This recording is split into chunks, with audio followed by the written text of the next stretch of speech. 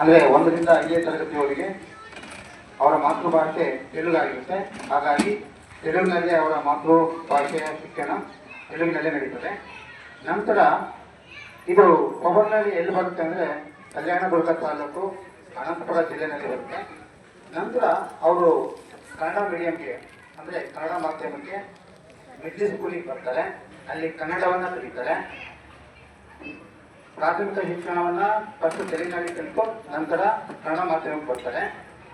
ಆಮೇಲೆ ಅವರು ಬಳ್ಳಾರಿನಲ್ಲಿ ಸಂಸ್ಕೃತದ ಮೇಲಿನ ಒಲವಿನಿಂದಾಗಿ ಸಂಸ್ಕೃತದಲ್ಲಿ ಜ್ಯೋತಿಷ್ಯವನ್ನು ಸಂಸ್ಕಾರವನ್ನು ಕಲಿತಾರೆ.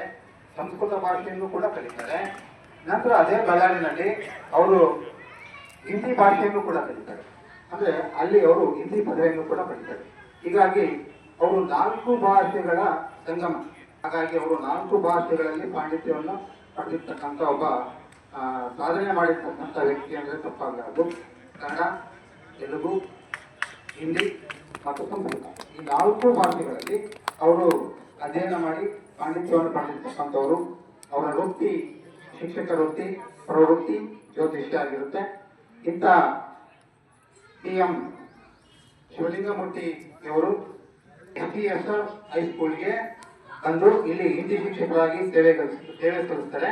ಸುಮಾರು 30 ವರ್ಷಗಳ ಕಾಲ ಇಲ್ಲಿ SPSR ಹೈಸ್ಕೂಲಲ್ಲಿ ಸೇವೆ ಮಾಡ್ತಾರೆ. ಅವರು 60 ವರ್ಷಗಳ ಕಾಲ ನಮ್ಮ ನಾಯಕೇಟಿನಲ್ಲಿ ವಾಸ ಮಾಡ್ತಾ ಇದ್ದಾರೆ.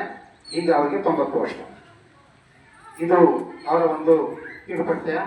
ಹಾಗೆ ಒಂದು ವಿಶೇಷವಾದಂಥ ಪದವಿಯನ್ನು ಕೂಡ ಪಡೆದಿದ್ದಾರೆ ಅವರು. DLT ಅಂದರೆ ಡಿಪ್ಲೊಮಾ ಇನ್ ಲ್ಯಾಂಗ್ವೇಜ್ ಟೀಚಿಂಗ್ ಅಂತೇಳಿ ಆ ಒಂದು ಪದವಿಯನ್ನು ಕೂಡ ಅವರು ಪಡೆದಿರ್ತಾರೆ.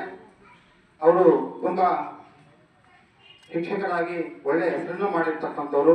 ಸಾಕಷ್ಟು ಸಾವಿರಾರು ವಿದ್ಯಾರ್ಥಿಗಳಿಗೆ ತಮ್ಮ ವಿದ್ಯೆಯನ್ನು ದಾರಿ ಎರೆದಂಥವ್ರು.